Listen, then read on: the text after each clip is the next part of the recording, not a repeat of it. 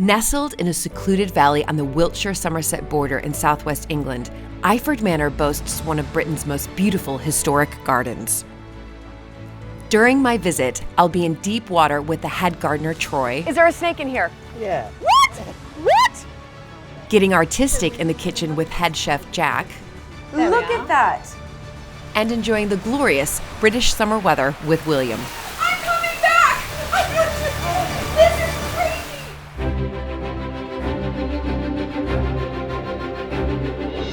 When I married into the British aristocracy, it was the start of a wonderfully exciting journey. But it was also a little daunting. I became a Viscountess, and for an American girl from a small town outside Chicago, that was quite a shock. I live with my husband Luke, heir to the Earl of Sandwich, and our family at Mapperton House in Dorset.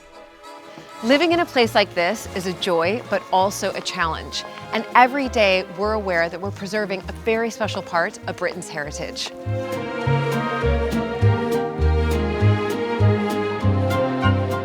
Mapperton has opened up an extraordinary new world for me, and I can't wait to share it with you all.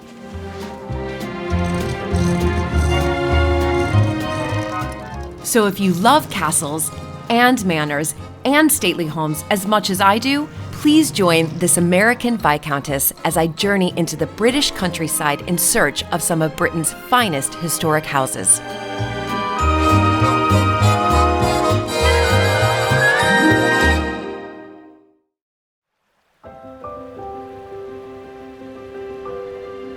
I'm here at Iford Manor today, and I'm visiting our great friends, William and Marianne.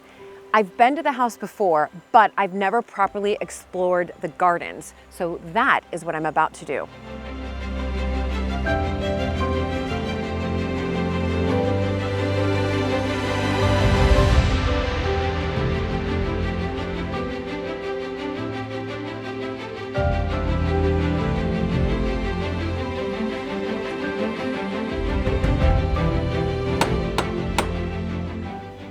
Hello. Hello. How are you? Good. Good So to see nice you. to see you. Yeah. Now, am I just about to walk under the Iford wisteria? Well, it's certainly one of them, but it's the earliest. This is about 1820s. Wisteria only came to the UK in 1815. So this is definitely one of those very early plants, and it has an amazing scent, and it produces amazing flowers, and it's very happy on the south face of the Bath Stone. So I'm just trying to do my maths here. So basically, this is 200 years old. Yeah.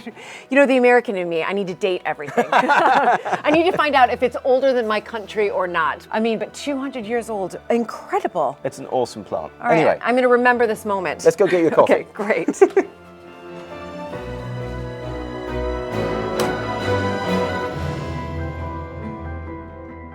Well, you've picked a really lovely day for me to come. Thank you. It's lovely to see you. Thank you. Thank you for bringing me here when the sun is shining. So tell me a little bit more about why your gardens are so special. Well, they've got a very rich history. They go back to medieval times when this was a rich factory owner's house with a factory at the other end. It was two buildings. And then it was really the Georgians who did the terraforming. So all the terraces you see behind us, yes. And up into the hills, those are Georgian terraces. We're talking between 1730, I suppose, and 1820, that sort of period.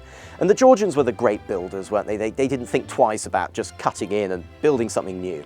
And then it's Harold Peto who comes in 1899 down the hill over there on his bicycle.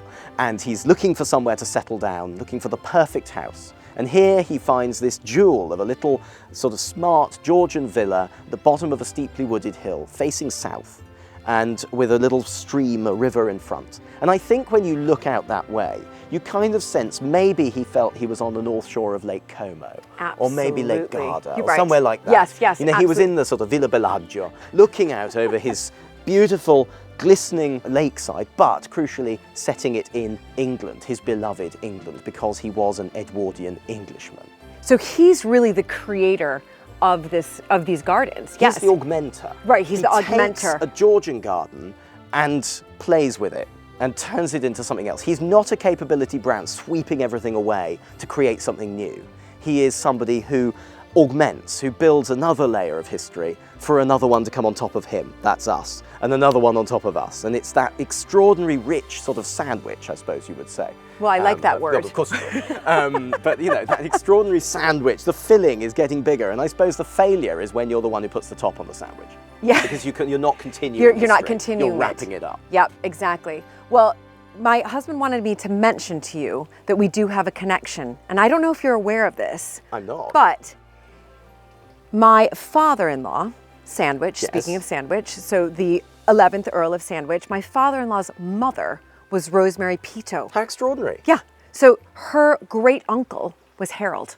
I've always wondered whether Harold Peto had an influence or vice versa, or knew Mapperton. Exactly. I've always wondered that. Because Mapperton's Italianate gardens were created by Ethel Labouchere, and they were created over 7 years, from 1920 to 1927.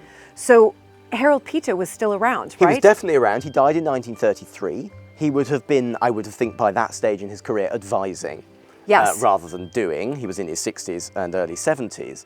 But I bet he went to visit. I bet he went there. These gardens are 20 years prior. So this is 1900 to 1910. Yep. The Cloister, which we'll see later, is 1914.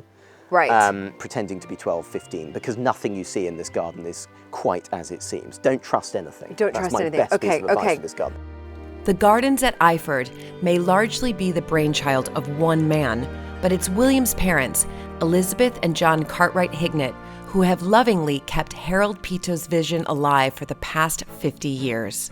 My mother came to Iford in 1965. She bought Iford from a nephew of Harold Peto, and she basically spent 50 years restoring Iford. I mean, she picked it up as a 25-year-old single woman. What? Which is kind of, in the 60s is kind of crazy. So your mother bought Iford, aged 25, Yep. and took over the running of it. That's right. I mean, she was moving her family from an enormous house called Ano Park. Beautiful Sir John Soane of course. house. Moved down here, bit of a downsizing, if you can call it that. Downsizing nevertheless. And so she moved in. She married my father in 1979. I think it was probably one of the best things that happened to Iford in the last 50 years, because he then poured his energies into this garden for 40 years and restored the buildings and the structures so that now we're in a position to take it on for the next 50 years. Exactly. So you grew up here. Condition. You Yeah, grew I up did. here watching your parents run this. Exactly right. Because this is, you know, not only is this a lot to take on, of course, but the gardens. So the gardens are what people come and see. And I actually Yes. haven't seen them yet. So what I want to do right now is go and explore these. Let's go have a Maybe look get my around. hands a little bit dirty too. Absolutely. Great.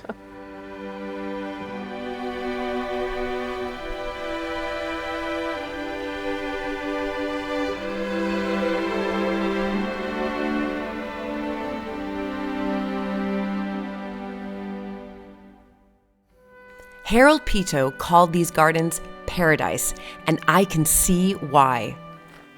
I'm having a little wander, and there's just so much to see. I mean, this garden is, you know, terraced on so many different levels.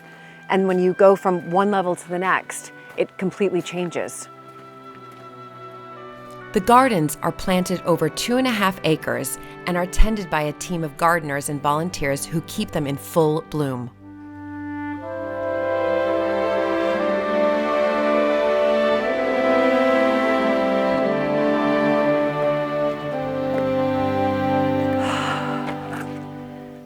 It is incredible. It's just magical. And there's so many places dotted around the gardens that you can just find a spot, sort of contemplate, because it's so peaceful, it's serene, the smells are incredible. And again, it's just an opportunity to find a spot, sit down, and just be.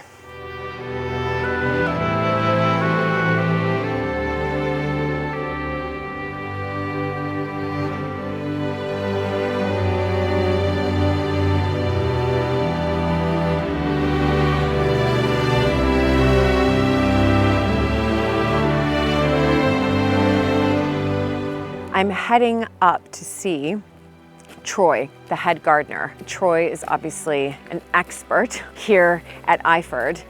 I kind of don't know where I'm going, but I'm gonna head up the path right here.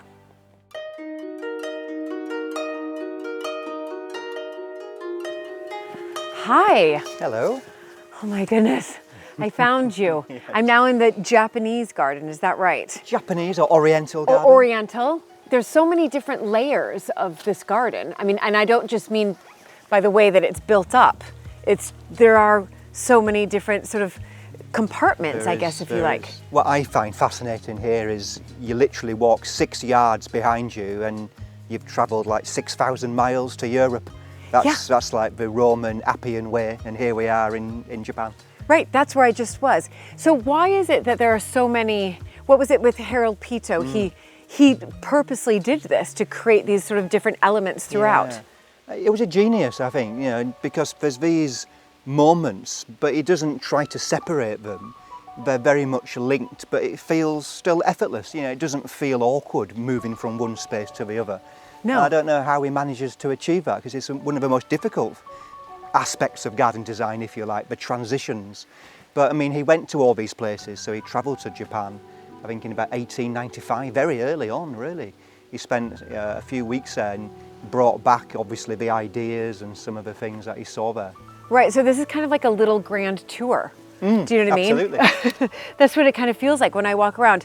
So, Troy, tell me, how long have you been here as head gardener? So I've been here just about 2 years as head gardener. But I mean, I've known Iford for a long time. It's the way it nestles in the landscape so beautifully was the first thing that struck me. I used to walk along the river about 25 years ago. Oh my goodness. So it's lovely to be here now in the garden. In the garden. Okay, so you probably get asked this all the time, but I'm going to ask it anyway. Do you have a favorite part of the garden? I think it is probably here. Oh, good. I think there's something different about this space. It's not about the obvious. Right. It's about the orchestration of the greens, the dappled light, the sound of the water there, the coolness, the temperature changes dramatically, just stepping into this space. So yeah, I think here is one of my favourite places. It's got all those elements. So what can I do to help you? Well, today I'm cutting these irises down today. These are a lovely Japanese water iris, but I think I'm okay continuing with that. Okay. What would be really useful, if you don't mind getting into the water. I love water. Okay, I love doing. I mean, like, how far do you want me to go? Well, it would be really nice to. I've got a net. We can skim off all of this kind of floating leaves, which would be lovely. Fantastic. Well, did you lay these out for me? I did. Oh, excellent. I thought you might. I have to have waders on. I'm so excited. So I'm going to put these on. Now, I'll grab the net. Great. Okay, fantastic. Super. So I'm just going to put these on. There we go. How do I look? All right, Troy, I'm ready. So suppose wobble those ones. Okay, but I'm going. I am going in. I'm going in. I'm stepping into the unknown. Okay, that's a bit. Okay, I'm stepping in. Okay. Okay, there we go. Me and water. We do like each other. Yeah, it's. Watch the deep bit. Where's the deep bit? Okay. So I'm just all this. Yes, please. Okay. All this. Okay. Super. Just like a surface skim. Surface, so a little bit higher up. Yeah, and probably the net a bit more horizontal. So that's it. Yeah, and just kind of drop in and then. So it's not over the edge. Yeah. I think that was my issue. Okay, that's not a very good job. Do you want me to? That's really? Okay, so now where do I put it? Sort of swivel round and flick it onto the edge. I'm just curious. They don't have any holes in them, do they? It's feeling a bit. It's feeling a bit cold. Okay, so so it's like a pancake, right? Yeah. Okay. On here. Yeah. Thank you. 1, 2, 3. Okay. And you just carry on. And then I don't have to flip it back around. Fine, no. Okay, so I'm gonna go under here. Okay, great. Okay. So how fast do you normally do this? Well, we like to do it every week and probably about 2 hours. So it's quite a commitment. But I think that surface, the clarity of the water, is quite important. And because we're in there, we are stirring it up, but that all settles. That all settles, the stirrup. Okay, yeah, wow. Okay, so I'm gonna be here, Troy, for like 2 hours. Yeah. So we've got the weeds, the leaves here, but also some of that blanket weed as well, which Okay, which so I am develops. trying to get the leaves in, yes? Yes. Oh, yeah. okay. I see a dragonfly there. Oh, so much wildlife. It's great in here. This year we've seen so many things. There's frogs, toads, newts, snakes. Wait, I'm sorry, say that again? Wait, are there, no, I'm fine with frogs, I'm fine with toads, fine with newts, I swim with them. Snakes, I have an issue. Are there snakes in here? We've seen snakes swimming in here. Okay. The safe ones, they're only grass snakes. They're just grass. I didn't know grass I think. snakes could. You think, Troy? you're putting me into snakes. I do have a fear of snakes and cows, but they're not like gonna attack me, right? You just might scoop one up in your net. Oh yeah, there's one. What? What? Shut up. Is there a snake in here? Oh my gosh. I think. Stephen, did you really see a snake? You did. Oh my gosh. I mean, I'm really bad at this. Sorry, Troy. I'm visiting Iford Manor, known for its beautiful historic gardens.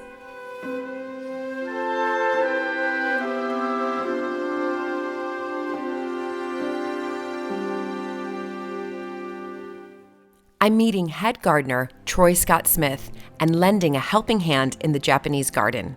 Troy. Hello again. So what are you planting here? These are wonderful little plant. Look at that. It's called Roscoa. It's a Japanese plant. Oh. Roscoa auriculata. Lovely open purple trumpets. So we're just going to put these around here. So Fantastic. And do you do these every year? they're perennial. No, they'll they're last over time. Oh, yeah. they'll last. Oh, wow. Yeah. Okay. So, So- yeah, just a case of digging that hole where you are. Okay. That'd be great. My mother-in-law has this brilliant line that she says, people come to visit a house once, Oh, but they yes. come to visit Yeah. the gardens Yeah. 4 times a year through the seasons. Yeah. And do you feel that as well here? Yeah. I mean, Iford's, I think, a bit special because it doesn't necessarily rely on the horticulture. Right. So, it's the setting. So in winter's beautiful. I really like the play of light in winter on the structure, on the soft bath stone we have here.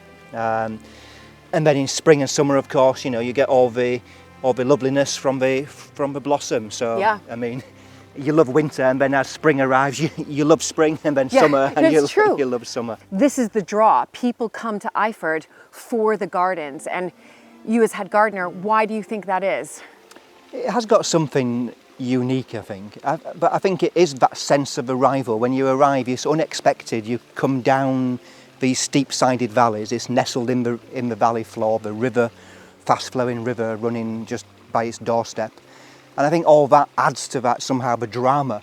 And then you come into the garden and this very unexpected sense of the Tuscan hillside, the Italian garden, the oriental garden, all nestled in this vernacular. And Yeah. it is something about that which I think is the special sense of Iford. Later, I'll be heading over to the kitchen to help prepare afternoon tea.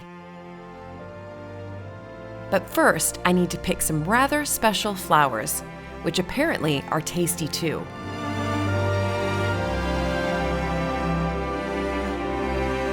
Well, we've got lots of flowers here, particularly this part of Iford. But what we've got over here is actually some pots, which are probably perfect for you. They've Okay, got fantastic. violets and all sorts of things in. So let me show you those. Yeah, because I want to make sure, obviously, I think we're going to top them onto some cakes. Well, So- these would be fun, wouldn't they? Yeah, beautiful, and the colors. These are a little violet called These are tricolor. little okay, so here's the thing. When I just need to pick it from the top. Is that right? Well, I think probably for Yeah. eating you would, but for the garden, if you can pinch it right down. Yeah, okay, that's what I was going to Yeah, ask you. So and then you can just take the top. I don't suppose you want to eat the stalk, but yeah. So and actually, these you can eat as well. what? These daylilies, you can eat them. You're kidding Whether me. you be brave enough, but you can eat them seriously. So Have you eaten them before? No. Okay. But you can. I wouldn't joke about such Okay. a serious thing, really. So yeah, these or the buds would be lovely. You can eat the buds. Shall we try now? I think we should try one right now. Shall we? It seems a shame Okay, to, this take, is it. to take the flower. There we go. Okay, it is a shame to take the flower. Okay, Shall yeah. we just go for it? Look, all right, on the count of 3. Yeah, go on. 1, 2, Three. 3. Actually, okay. Actually, really nice. Actually, not bad. It tastes like something. I really didn't know what to expect. These are really nice. I'll do that again. Yeah, that was fantastic. Oh my goodness. So you can help yourself to all of us. I'm going to basically, you're going to come back tomorrow and all of these are going to be gone.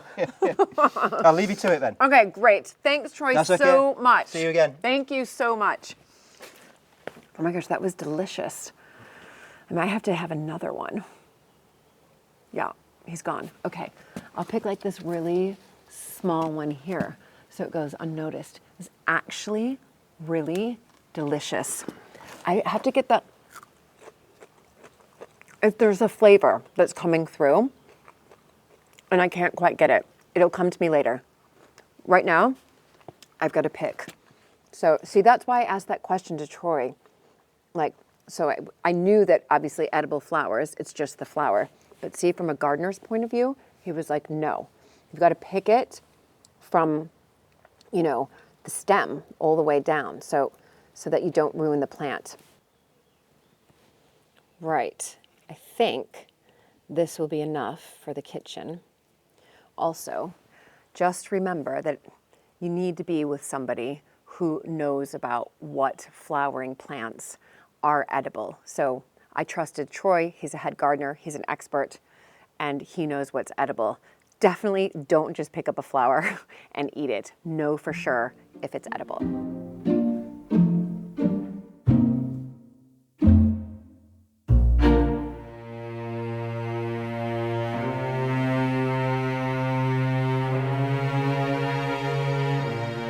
After a glorious morning in the garden, this happened.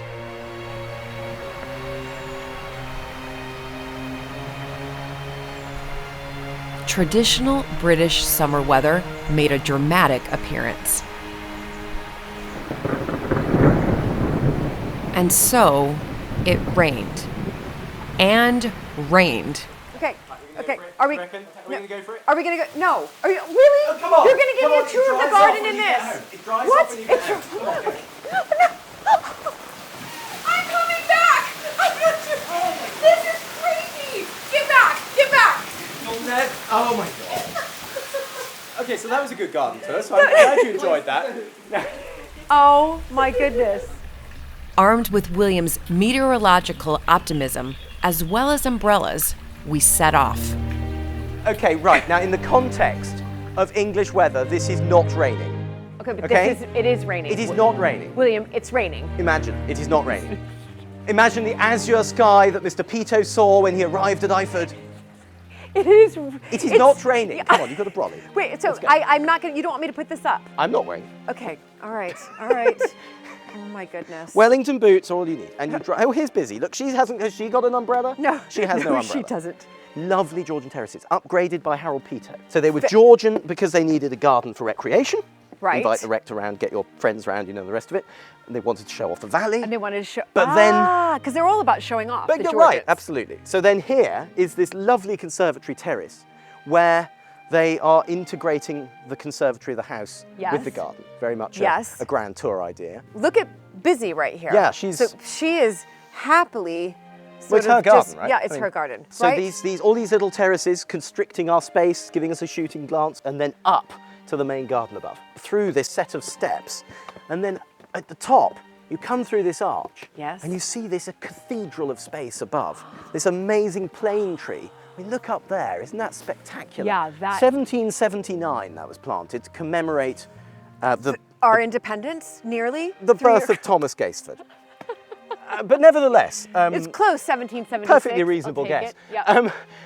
Yep. Thomas Gaisford ended up as a Dean of Christ Church, Oxford. He lived here. He was a great Greek scholar, the Regius Professor at 31, bright cookie. And he lived here, he wrote his sermons on the Great Terrace. He was a great one for the Grand Tour, so he brought cypresses in here, even as early as the Georgian period. This was known for its cypress walks. And then as we round this wonderful corner, we sort of, you can't really see where you're going. And then you arrive at this representation of effectively a Tuscan hillside.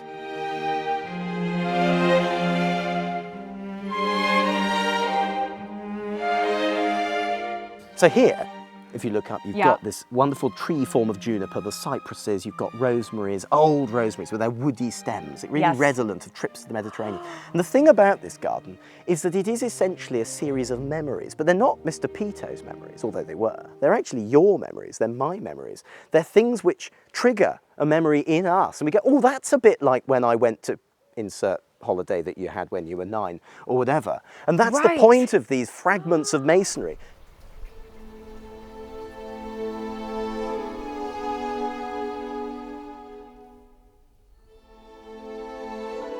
And then if you look at this end, to this little patio, which is, I think, redolent of those Cordoban and Sevillian patios. You know, when you see down a corridor and there's a pool of light at the end. Yes. There's sort of the coolness of that central patio in a house amid the chaos of the city. And this is that cool, safe, quiet space. Yes, it is. Planted up with lush foliage, scented plants. Can you smell that?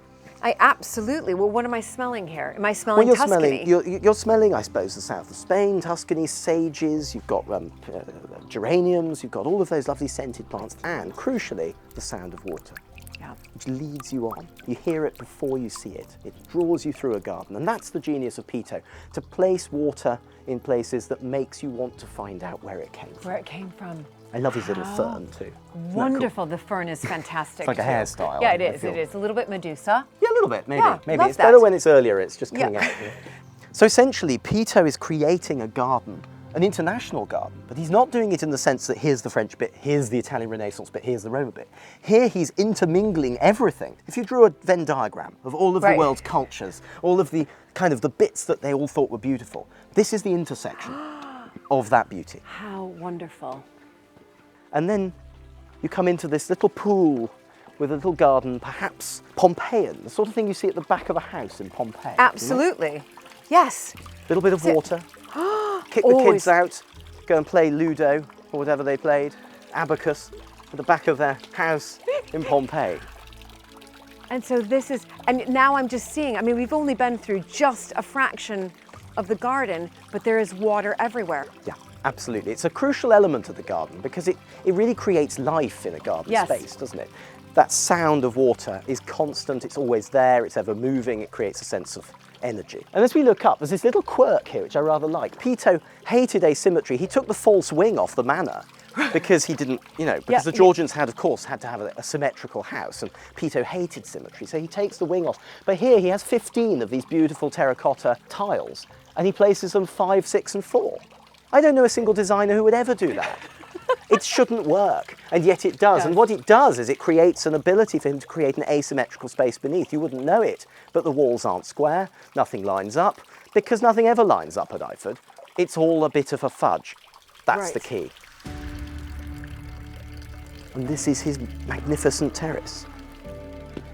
This is incredible. This is the wow moment right here. It kind of is. This is It kind wow. of is. This is what I think he wanted you to just stop and take it in. This is just magical. So this is a representation of the Appian Way coming out of Pompeii on its way out, you know, with the cart tracks and all of that, passing monuments and sarcophaguses and orchi and. I mean, I'm actually forgetting that I'm in England right now. I honestly am. That's literally what I was thinking. Okay, so then you've got lovely English roses up the columns, which gives the sort of whimsy. You've got Romulus and Remus, which is the last copy taken from the Capitoline. So that's very much the influence of Rome right at the heart of the garden. But then look out through the colonnades and you get this incredible setting of the landscape. And it is the borrowed landscape, shake. He learnt this in Japan when he was there in 1898. Shake, what does that mean? Shake is the borrowed landscape. It is setting your garden in the context of its surroundings. So it's the opposite of what Roman theory does, which is build a forum and a safe space and everyone looks in. Yes. The Japanese are building something to look out. To look Much out. more of an outward-looking gardening style. And as a result, you're constantly with this balance of the foreground and the space that you're in. It's like a basilica, isn't it? With a half round at the end. Absolutely it is. And then the outward view, and there's another out to the countryside. Fantastic. So everything is always in balance. And the internationalism is the other key here, which is that he wasn't going out in a sort of 18th century British Empire way and saying, you know, we really ought to be more British. We should be more British, you'll appreciate it, you'll love it. He wasn't doing that. He was going out to see what everyone else could teach him. This was a magpie for ideas. He wanted to learn. He went to Japan for 10 weeks to learn ikebana, to learn flower arranging, to learn about the placement of objects, to learn about shake. All of these amazing concepts were completely alien to the learn West. and then bring them back And here. then to use for his clients. Right. Incredible.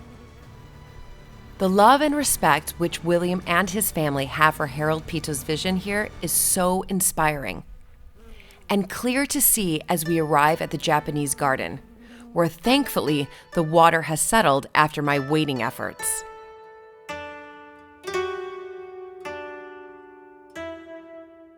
Originally, Pito wanted a Japanese garden here. So this is not Pito. Not fully, no. I mean, originally he'd built his shelter. Right. Do step up onto here, it's a lovely view. Okay. He built his shelter, he'd bought his pagoda and his lanterns. Yeah. And he had found with his workmen the rather wonderful rock at the far side, which is, of course, representative of Mount Fuji. Mount Fuji. Fantastic. There you are. So it's that representation of the really important things that the Japanese hold dear to them. And Mount Fuji's revered. Yeah, of course. And so he'd created that. And then sadly 1933 arrived and that was the end of Mr. Pito's tenure on Earth. So he moved on. And in 1984, my father, 1984, yes, okay, quite often the wrong century appears, I appreciate that. In 1984, my father decided to finish the job, as he puts it. So this is truly a John Hignett garden. And I'm really proud of what he's achieved here. We're still working on it. Oh my It's 40 years goodness. in. There are views being created. It's one of the things about Japanese gardens is that they take 3 generations to mature at least. Right. You want all of this moss, you see. It's all self-sown and It's you don't beautiful, plant it, it but just occurs. Interestingly enough, here in this Japanese garden, I am spotting 2 native orchids. Pyramidal orchids, absolutely. Self-sown, like so many things in this garden. The box is very much where it falls, it lies. And then you manage it from there. And of course it's on a rock, which is, 10 tons of rock, which was taken across on rollers in the Roman fashion, pulled by a digger by my father from some yards away, some 100 yards away. Yes, he placed that there. So that is his island. And then the whole of the idea of this garden is really based around that sort of Chinese cosmological idea of the north and south, east and the west. These stones, you see the scales of the dragon here? These 2 are the dragons coming down to drink and to steal the pearls which are under the temple. And so it's all the stories are in there, woven in, but in a subtle way.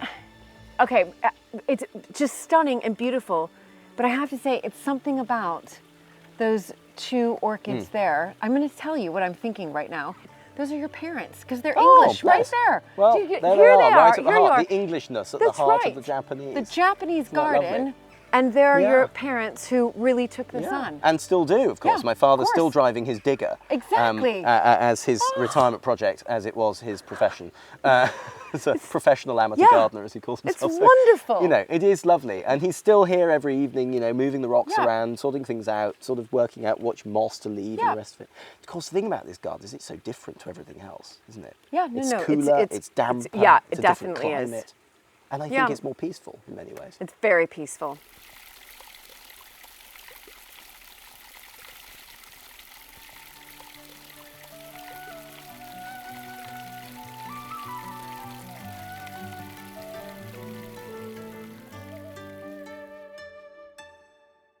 I'm spending the day visiting the stunning Grade 1 listed gardens at Iford Manor in southwest England. The gardens have developed over the past 100 years from the vision of Harold Pito, who lived here in the early 20th century. And in 2016, our dear friends William and Marianne were handed the reins to lead Iford into the future. One of the gifts that I think my mother gave us was, and bear in mind, she took over Iford 50 years prior, was to say, essentially, to leave a spinning chair in the office. She sort of pretty much just went. And she said to me, I remember very vividly, she said to me, I know I'm going to hate a number of things that you do, but do it anyway, because you need a run at it. You need to go at it just as I did. And I think that was an amazing gift, because it meant that Marianne and I could really start to make the changes that we felt were necessary. Iford has been welcoming visitors since 1910, when Harold Pito was in the midst of transforming the Georgian gardens into a glorious celebration of all the places he had visited. And now, with the completion of one of William and Marianne's first projects, visitors can enjoy the wonderful food in the new restaurant and cafe, which is run by amazing head chef Jack Brewer. Hello. Hello. Oh, look, a little posy of pansies. Yeah, because How I marvellous. hear we're making sort of cakes and maybe some tea sandwiches, but I thought we could put some edible flowers on them. Is that it? Yeah. Wonderful. Thank you so much. Is that enough? No. But we can, I've bought some in as well, so we can we'll use these, I promise you. I've never made a proper afternoon tea before. Have you not? Okay, well, here we go. Okay, great. Okay, so let's go through and I'll... Wash hands? yeah, let's do that. Okay. There we go. I mean, you know, we all know how to wash our hands really well now. This is where your station's going to be. Oh, great. And we're making a little nod to the Japanese garden, the Pito garden. So there's some yuzu in here, which is a lovely tropical juice. So I've mixed up some yuzu and cucumber and cider vinegar, and then chive butter. Oh my goodness. And then we've got this spread on here on very plain white bread, the cheapest bread you can buy. It's true, but they make the best sandwiches, they really do. Then you're folding this over, and then we're going to cut them beautifully. So we're going to be cutting just into 3 samples like this, and then we're putting onto the plate here.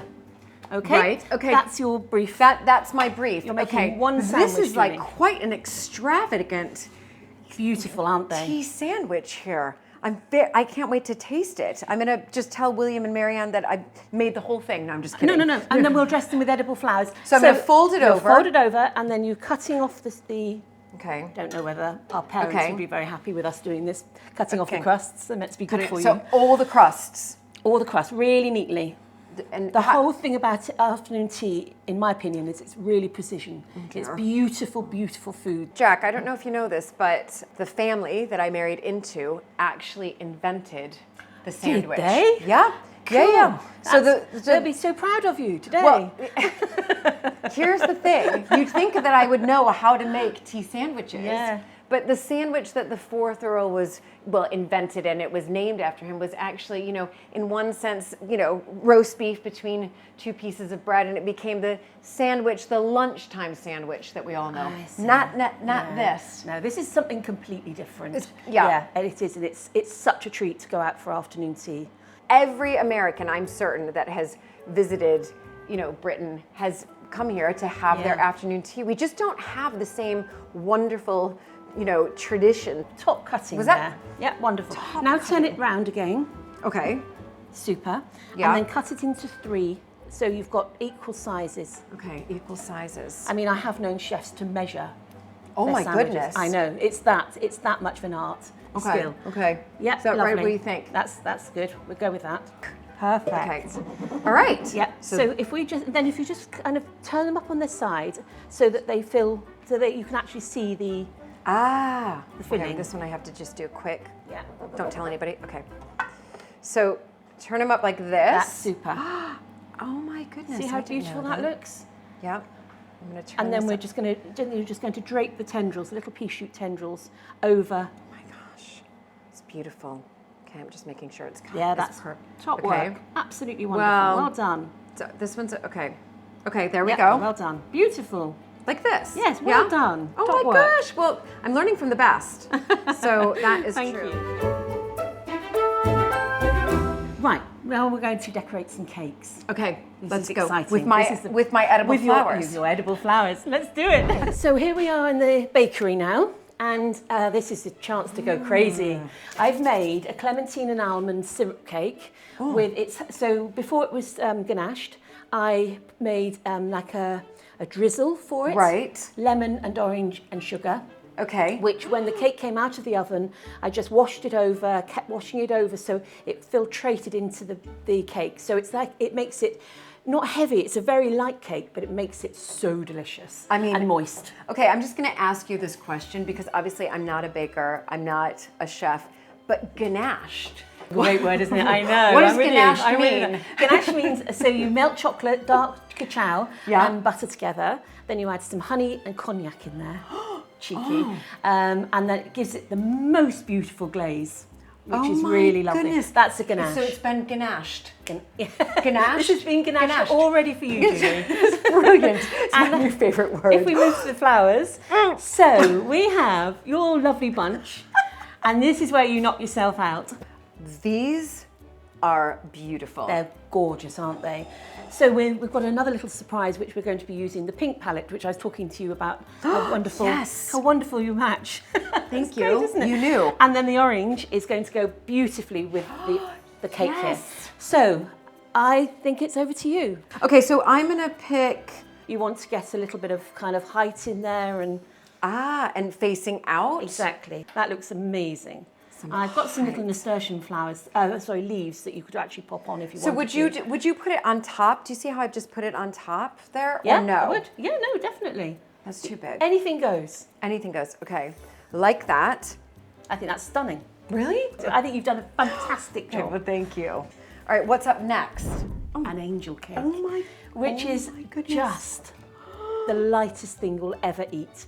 In the middle of the cake, Yes. you've got raspberries and blueberries. So when you cut into it, they tumble out, or they should do. Oh my goodness! That's the plan. I'm sure growing up in America. Yes. Angel cake, Yeah, right? it's the thing. It's an It's a American. That's thing. why I did Okay. it. It's Oh an my American. gosh. It's an American recipe. I'm sure America, we'd have angel cake, so you did it Yeah. on behalf of I did. the token American. Yeah, it's and it's lovely. a showstopper. It I really mean, is a showstopper. beautiful. So, in a nod to what you're wearing, which I didn't actually know, and the raspberries, etc., knock yourself out with the. I'm going to go pink vibes, yeah, right? I So- definitely think pink is the way here. Okay, and just sort of like. You put it anywhere you like. I mean, it's not quite nice to have a sort of a bit of a sweet dress, just dress the cake. Okay, but basically.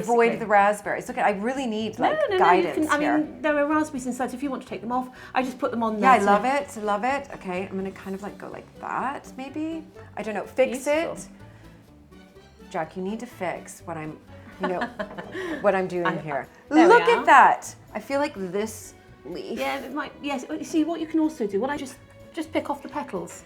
Seems a bit of an ouch moment, but they look really pretty, just drizzling over the top.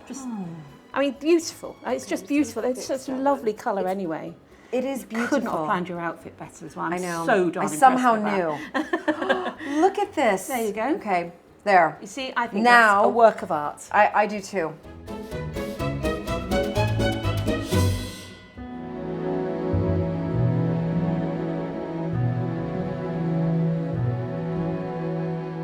The Cloister, built in 1914 in the early medieval Romanesque style, is a Grade II listed building. Being here, you feel like you're stepping back in time to the sun-drenched hills of Tuscany. It's a building which represents a number of things, but essentially, as we came in, there was this inscription, the haunt of ancient peace. It's from a poem by Alfred Lord Tennyson, The Palace of Art.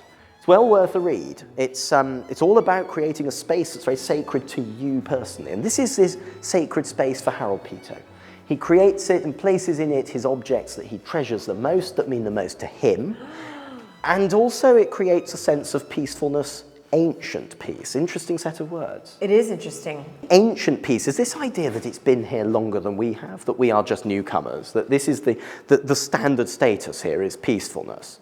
We're the kind of aggressor into that. We're trampling on that Right. potentially. So, Right. so beware, traveller, that you need to respect the awesome ancient peace that exists. And this is that space. Just a couple of years after William and Marianne took on Iford, they were faced with an unbelievably daunting problem. This spectacular building was in grave danger of disappearing into dust. One problem we had in this building is that, as with all these buildings that Peto put up, he didn't put a foundation under it. So we have a 100mm, 4-inch foundation on pounded Fuller's earth. Fuller's earth is a really expandable clay.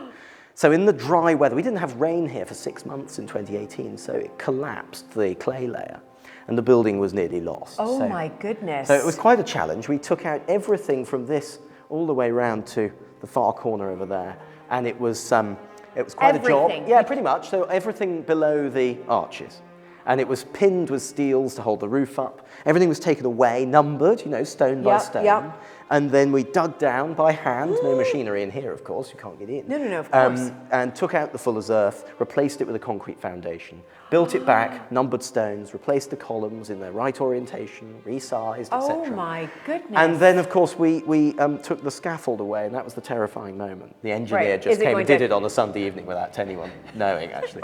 And hopefully, that gives it a sense of continuity for the future, which is, of course, the sustainable approach that we're all trying to come up with for our heritage. Absolutely, but you know, I know that you also won the Historic Houses Restoration Award. We did. It was very generous of them to give it to in us. 2020, because how long did this take? This was an 8-month project. Right. We finished in March of 20, but of course the judges couldn't visit during COVID. So that award was made this year, and it was very generous of them to give it to us. I'm sure the other projects were magnificent, but I think this was so technical, so challenging for people to understand how to deal with a fully arched structure. There's no lintels in this building at all. It's entirely arches.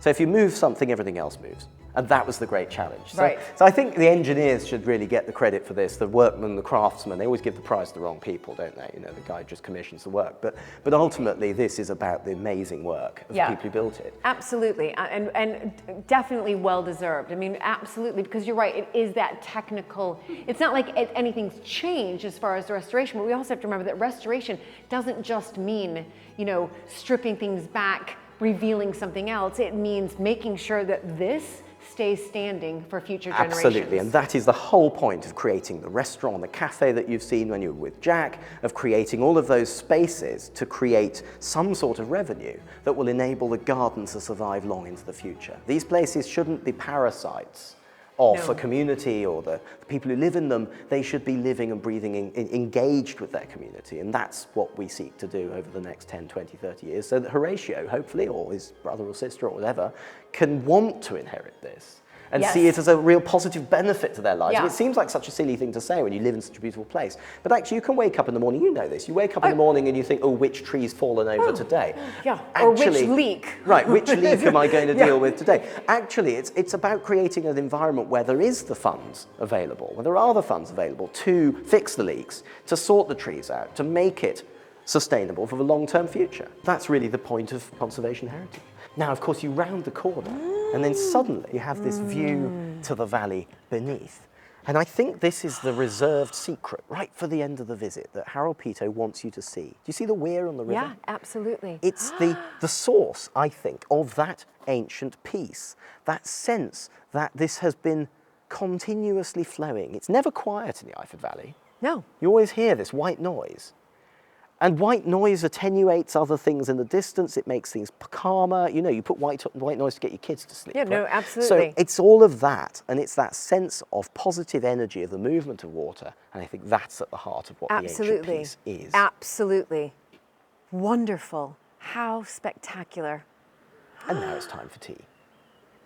I 100% agree. Let's go. I'm certain Harold Peto would be overjoyed that his gardens have been revived and nurtured by the Cartwright Hignett's, and soon a new baby will join William's family to enjoy growing up in this magical place.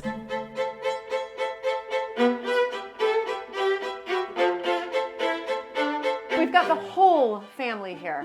Very exciting. And I'm sure your bump is going to want some cake. Oh, I would think sugar is always popular at bumps, isn't it? I cannot believe this spread, but I do love egg mayonnaise, which I would say the American way, I'm afraid, is egg salad. Yeah, we say egg salad. I cannot resist the chocolate and the edible flowers, so I am going to dive straight into that. The whole point of an angel cake is that it should tumble forth upon entry. Is it worth finding a knife? Okay. And I feel Julie should do it. I feel so. She dressed it so beautifully. Gosh, I'm very nervous. Right. All right, Jack, Good luck. I'm gonna make a dent. Number one. Oh my goodness. I hope I've done justice to American. Oh my, you're right, what's inside. It's so like, I'm just gonna make sure I get my nice little corner here. Fantastic. Let's get that on a plate. Wow, look at that. Look at that. Ooh, and there's some cascading berries. You're right, where the center hole was. So I'm just gonna sneak these on. Look at that. Look at that. Isn't that fun? Wow, I've never seen an angel cake before. Have you had an angel cake? No. I've never seen I one. grew I've up never with an beheld one in my vision. That is so is exciting. Fantastic. Should we do it? Yeah, Go no, on. we should. Do you want the icy end or the I'll fruity take end? the icy end. There you go. The icy end. Okay. Dive in. Go on. Are we? Yeah, we're totally doing that. Okay. Cheers. Well, cheers. Thank you to everybody for such a wonderful time here It's at been a pleasure. Iford. Great to see all of you. you for really spending your time with me, but also just for me to be able to experience, you know, what ancient peace really means. Well, cheers to Cheers that. to that. Perfect, Horatio. That's amazing. Isn't it? It's light. Who knew Americans make cakes? You now know.